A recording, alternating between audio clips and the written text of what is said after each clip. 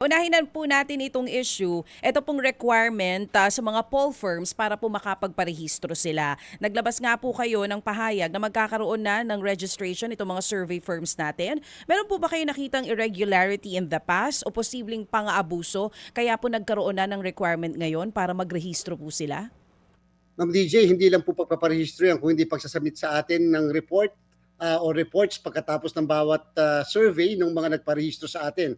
Nung po kasing mga nakakaraan, naglipa na yung mga pasulput-sulput, yung mga parang mga kabote na mga nagsusulputan ng mga survey firms kuno na hindi po natin alam kung ano ang mga pinanggagalingan, lalo pat kung yan ay nagbibigay ng mga resulta na wala naman po kahinahinala yung background, katulad halimbawa po ng mga yung scientific method na ginamit, hindi man lang nare-reveal sa atin. Sino ang mga respondents, paano kinuha ang respondents, sino ang nagkomisyon, sino ang nagbayad. Yan po mga bagay na ganyan ay nakalagay mismo sa Republic Act 9006, yung tinatawag na Fair Elections Act. And therefore, marapat lang na ang COMELEC ay kumilos patungkol dito upang hindi naman po ang mga kababayan natin na nalilito sa napakarami at pagkadami-dami mga survey organizations na iyan. Hindi po natin pinipigilan again ang surveys sapagkat sinabi ng Korte Suprema sa kaso ng Social Weather Station and Pulse Asia versus the COMELEC na ito ay legal, constitutional, ang kahit na ang purpose ay maaari ma-impluwensya na pag-iisip ng mga kababayan natin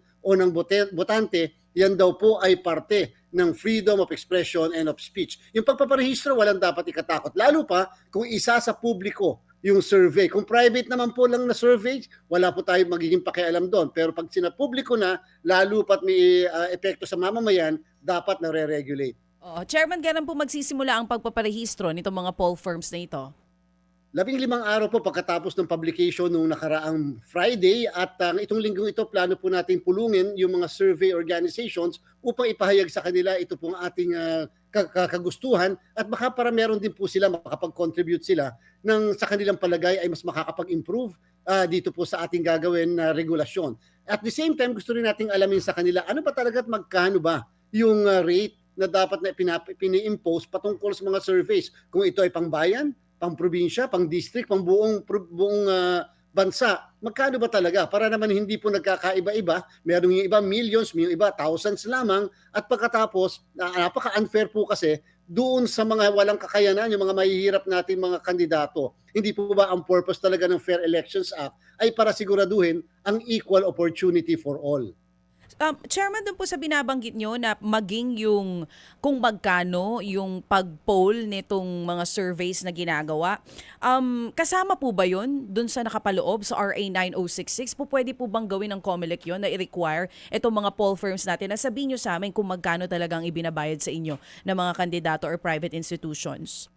Pwede po, lalong-lalo na kung ito, Ma'am DJ, ay kandidato ang involved sapagkat kinakailangan ma-report ng kandidato sa kanyang statement of contributions and expenditure. Hindi nga po ba kahit sa TV, sa radyo, sa dyaryo, kinakailangan isubmit sa amin ng mga stasyon ng radyo o mga may-ari ng mga newspaper ang mga kontrata kasama yung mga resibo na binabayaran upang nakukumpara namin doon sa sinasubmit na sose ng ating po mga kandidato upang malaman natin kung talagang makatotohanan o tama ang kanilang nire-report sa COMELEC. So isasama po natin yung binayad nila sa poll firms dun sa SOSE.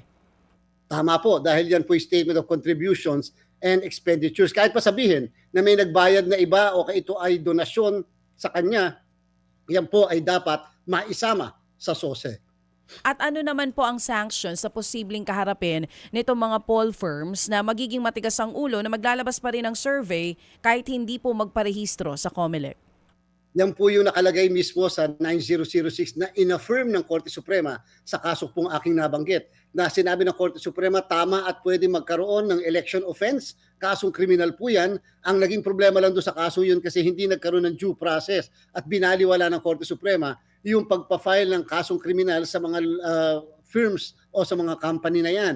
Pero ngayon po dahil bibigyan natin ng tamang notice at due process ay maaari pong masunod na kung ano talaga ang mandato ng saligang batas at ng batas natin patungkol sa bagay na yan.